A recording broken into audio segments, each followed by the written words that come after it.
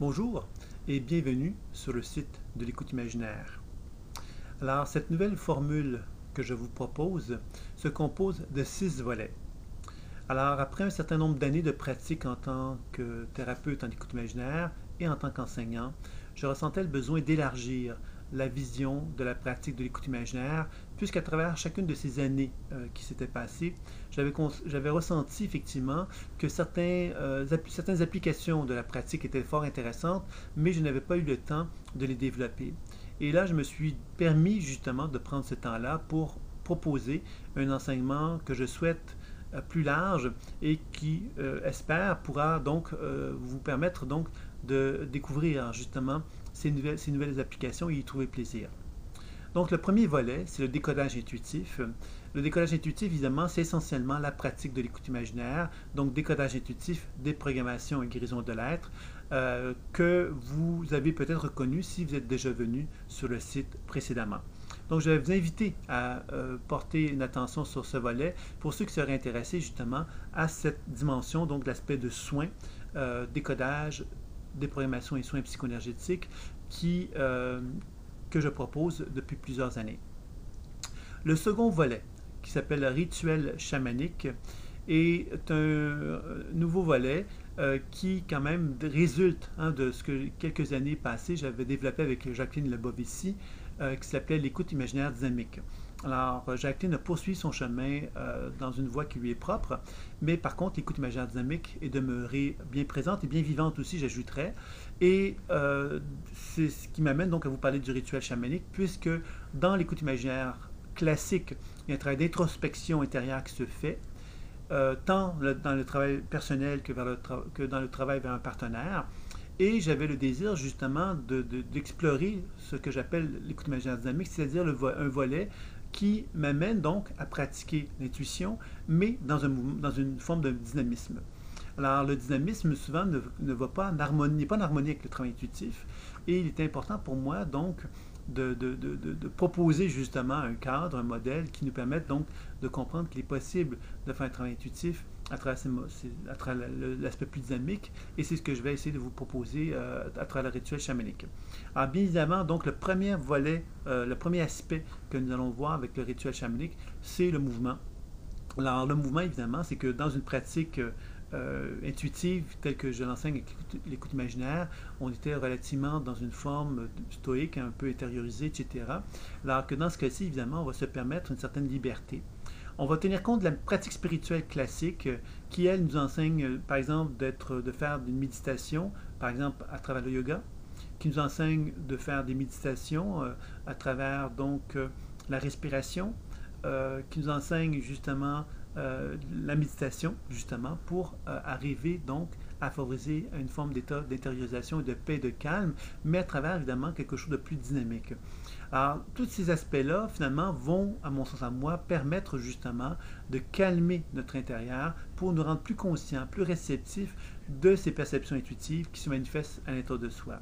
Donc, tout le processus de cette pratique va être dans un premier temps de nous donner l'autorisation de constater que les pratiques spirituelles, l'inspiration du yoga, etc., ont une grande valeur et il me fait plaisir donc évidemment de vous les faire découvrir dans ce volet-là. Évidemment, ça sera toujours évidemment collé au travail intuitif, mais aussi au travail psychoénergétique, puisqu'une personne qui pratique ces pratiques-là, effectivement, devient capable donc de favoriser une circulation énergétique plus importante en lui, donc de favoriser une plus grande force de guérison pour lui-même et pour les autres, bien évidemment. Dans le mouvement, évidemment, il y a aussi quelque chose de plus ludique, plus intuitif, pourrait-on dire, que le mouvement, par exemple, de la danse intuitive, la danse instinctive. Donc, on va également découvrir et explorer ces aspects-là pour nous faire constater justement qu'à travers ces mouvements-là, il est possible que notre corps, en libérant certaines tensions, etc., nous permette d'accéder à des états de conscience intérieures qui nous permettent donc d'une part de mieux se connaître et d'autre part d'avoir accès à des intuitions. Ce sera donc un aspect important que l'on explorera donc dans le rituel chamanique. L'autre aspect important, c'est le son, la thérapie sonore. On va utiliser évidemment la musique, on va utiliser également des instruments de musique, par exemple les bols tibétains à laquelle je pense, là, et on va également aussi utiliser la voix pour constater que la voix, le son, a une capacité donc de favoriser une libération énergétique dans le corps, nous permettant donc de nous sentir plus en harmonie avec soi, et on peut le faire sur une autre personne pour favoriser évidemment la libération énergétique chez cette personne-là. On intégrera ça évidemment avec l'aspect intuitif que l'écoute imaginaire propose pour enrichir justement le langage intuitif et proposer des outils justement plus adaptés pour des gens, par exemple, qui sont plus dans le mouvement, par exemple, qui ont plus besoin de bouger, par exemple. Voilà. Donc ça, ce serait pour la thérapie par le son. Il y aura également ce qu'on appelle les techniques projectives qui seront proposées. Les techniques projectives, pour moi, font appel justement à reconnaître qu'en tant qu'être humain, nous développons cette capacité de projeter sur l'extérieur un tas de choses. Là, on peut projeter des intentions négatives ou positives envers une personne, mais on peut le faire sur un objet. On peut le faire en faisant une peinture. On peut exprimer, par exemple, un désarroi à travers une œuvre picturale. On peut transmettre un sentiment de bonheur dans une œuvre picturale également. Donc, l'intérêt ici, ça va être de vraiment explorer justement cette capacité que nous avons tous en tant qu'être humain, de prendre notre intérieur et de le projeter vers l'extérieur et de lui donner, de faire en sorte que cet extérieur devienne vivant en quelque sorte, devienne autonome et que l'on puisse effectuer un travail à partir de là. Alors, on va utiliser donc le dessin, on va utiliser donc différents types d'art-thérapie, pourrait-on dire, mais on va également aussi chercher aussi à utiliser des techniques qui sont proches de la thérapie psychocorporelle ou des techniques de les sous-personnalités, par exemple, aussi, pour effectuer un travail où on va reconnaître justement que nous avons la capacité, nous en tant qu'être humain, de donner à l'extérieur une conscience, même si il n'y a pas de conscience dans les objets qui sont là, on leur donne une conscience par cette capacité qu'on a de projeter. Alors, on va utiliser cette habileté-là pour faire un travail thérapeutique et un travail d'expansion de conscience qui va être fort intéressant. C'est de mettre en évidence que l'objet devient un objet qui peut être un objet, par exemple, comment dire, un objet qui porte malheur ou un objet qui porte bonheur. Donc, on va reconnaître quelque part le processus qui fait qu'un être humain va avoir cette espèce d'impression qu'un objet peut apporter le malheur ou apporter le bonheur. Donc, de développer justement un jeu qui va nous permettre donc de se libérer justement des mauvaises programmations pour que le bonheur soit omniprésent dans notre vie, qu'on en soit le plus possible en pleine possession. L'autre outil que nous allons voir dans le rituel chamanique, c'est l'olfactothérapie, qui utilise les odeurs pour libérer justement des mémoires qui sont enfouies dans notre corps. L'olfactothérapie permet de jouer sur des fréquences qui sont au niveau de l'odorat, et ces fréquences-là peuvent avoir donc des actions sur notre corps qui vont donc favoriser donc la réminiscence de souvenirs, mais ils vont nous permettre également d'avoir accès à ce qu'on appelle la dimension sacrée de nous-mêmes, par des odeurs particulièrement inspirantes. On peut accéder aussi à des niveaux de conscience plus élevés. Donc, on va explorer un petit peu ça à travers l'olfactothérapie. Le dernier aspect que nous allons explorer également, c'est les mises en scène ou la dimension théâtrale qui sont associées au rituel chamanique. Alors, dans tout rituel chamanique, il y a des règles, des lois, pourrait-on dire, qui sont là et que le chaman ou l'intervenant va mettre en place pour permettre de créer un espace sacré véritablement dans lequel un travail thérapeutique pourrait s'effectuer. Alors, c'est ça qu'on va chercher à mettre en place dans ce volet qu'est le rituel chamanique. Alors, je vous invite à visiter ce volet pour aller un peu plus loin pour ceux qui le désirent. Ensuite, il y a psycho-énergétique, qui est un volet qui va nous proposer donc de mettre en évidence des outils et des approches, des enseignements qui vont nous donner l'opportunité de développer un modèle, pourrait-on dire, permettant le développement de l'intuition. Alors, c'est quelque chose qui m'a beaucoup intéressé, c'était de mettre en évidence une forme de typologie dans lequel il y a 7 types associés au chakra, bien évidemment. Ces 7 types-là sont en relation avec 7 étapes psycho-énergétiques, qui fait qu'on a 49 principales dynamiques psycho-énergétiques chez un être humain. Ces 49 principales, évidemment, sont beaucoup plus nombreuses que cela. Si on commence à les interagir entre elles, on va aller à un chiffre infini. Mais le 49 nous donne un genre de vision globale de l'être humain qui nous permet donc d'avoir une compréhension de comment on peut effectuer une lecture, par exemple des chakras, à travers ce modèle-là. Donc, il y a 3 outils qui ont été développés. Il y a un jeu de cartes intuitif permettant le développement donc, de cette compréhension-là, de ces dynamiques-là, qui nous permettent de développer notre intuition grâce au jeu et donc développer ce langage d'une façon de plus en plus complexe grâce à un jeu plus ludique que la pratique de l'écoute imaginaire plus classique.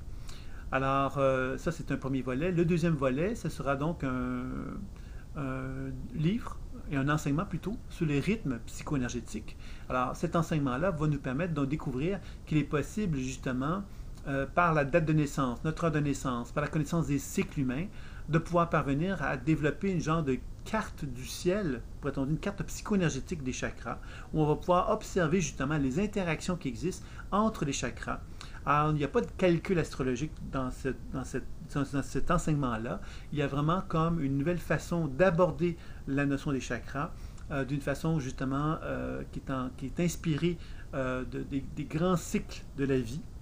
Alors, c'est quelque chose qui va se combiner au jeu de cartes intuitif et qui va se combiner également au troisième outil qui sera une tirée de grille permettant donc de faire du décodage des pourcentages qui animent un être humain par rapport aux 7 types et il nous permettra également donc de pouvoir suivre un protocole très très précis afin de pouvoir faire une lecture très précise des dimensions psychoénergétiques fortes d'un individu et dimensions psychoénergétiques plus faibles de chez lui.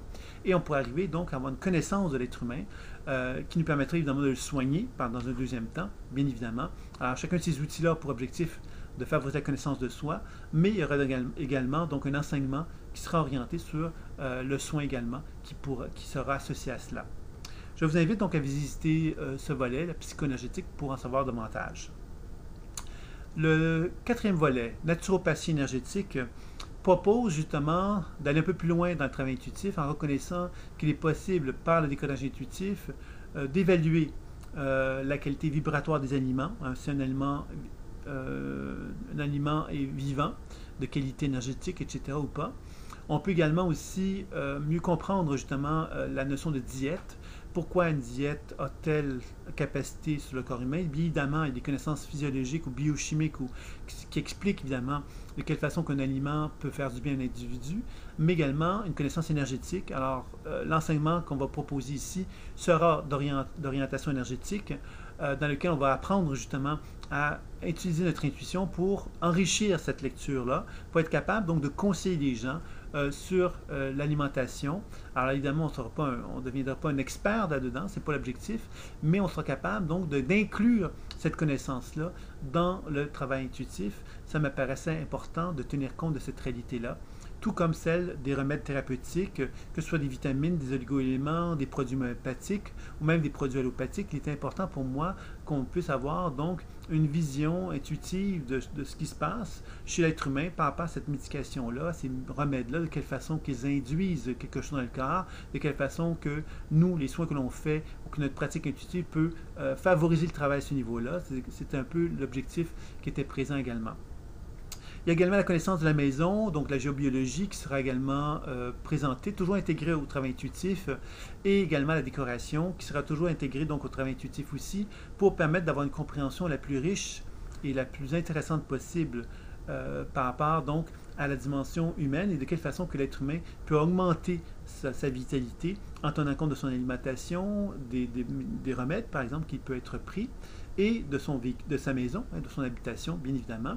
On verra également, à travers toute la pratique du yoga et des respirations, qu'on aura également des outils à ce niveau-là proposés pour optimiser l'individu dans sa capacité d'être bien dans son corps.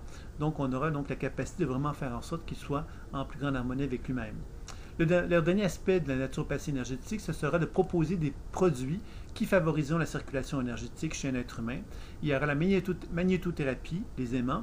Il y aura également les circuits de cuivre, donc le cuivre qui est plus stimulant, les aimants c'est plus relaxant, et les produits tachyoniques qui sont plus énergisants, qui sont donc d'inspiration de thérapie quantique, qui seront proposés dans la section de naturopathie énergétique et que vous pourrez donc jeter un coup d'œil en approfondissant, en allant sur le volet naturopathie énergétique. Alors voilà pour ce volet-là. Le cinquième volet, ce sera le coaching de réalisation. Alors le coaching de réalisation se veut justement proposer un enseignement de coaching et de consultation, de coaching, touchant tous les aspects de l'être humain, tant dans l'aspect physique que dans l'aspect énergétique, émotionnel, mental, spirituel.